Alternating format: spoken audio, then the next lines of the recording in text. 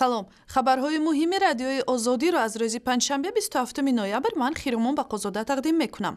Корхонаи давлатии Тоҷикино дар вилояти Хатлон мегӯяд, ки дар натиҷаи талошҳои ин идора фурӯши дискҳои рӯҳониёни маъруфи тоҷик мисли Ҳоҷи Мирзо ва Эшони Нуриддинҷон дар дӯконҳову бозорҳои ин вилоят пурра хотима ёфтааст.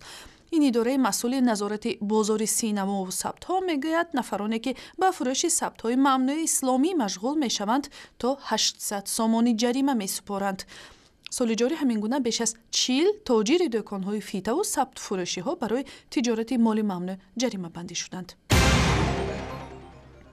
حکومت ولایت سوغد با تاجران از ساختار اخیر ضرر دیده بازار پنجشنبه امتیازها پیشنهاد کرده است. این امتیازها که در ملاقات رئیس ولایت عبدالرحمن قادری اعلان شد، از پیشنهاد جایهای نوی کار، آزاد شدن از فایز قرضهای بانکی به مهلت 1 سال و پیشکش قرضهای نوی با امتیاز عبارت است.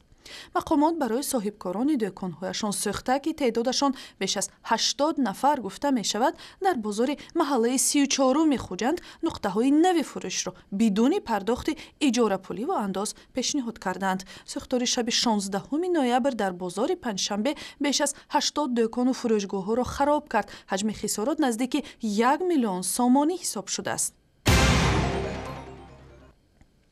در شهر آمریکایی سنت لوئیس ایالت میسوری گروهی از اعتراضگران کوشش کردند به ساختمان شهرداری حمله کنند.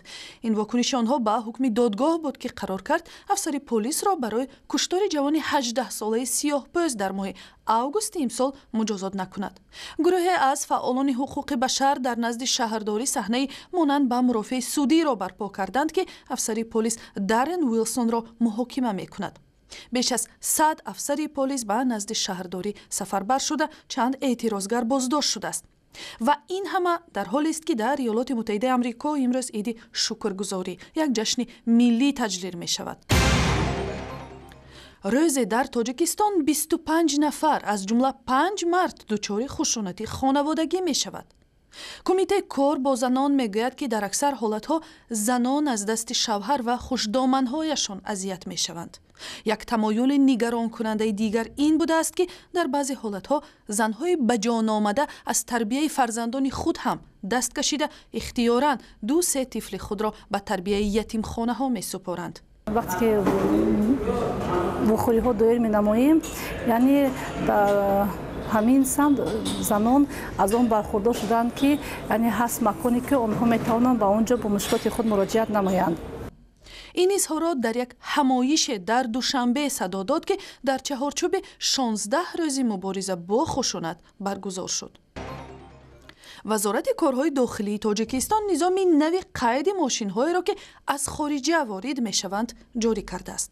قبلا یک نفر میتوانست در مدت 2 هفته پرره ماشین را از قید دولتی گذراند، ولی حالا این جریان مشکل‌تر شده تا 3 ماه تمدید شده است.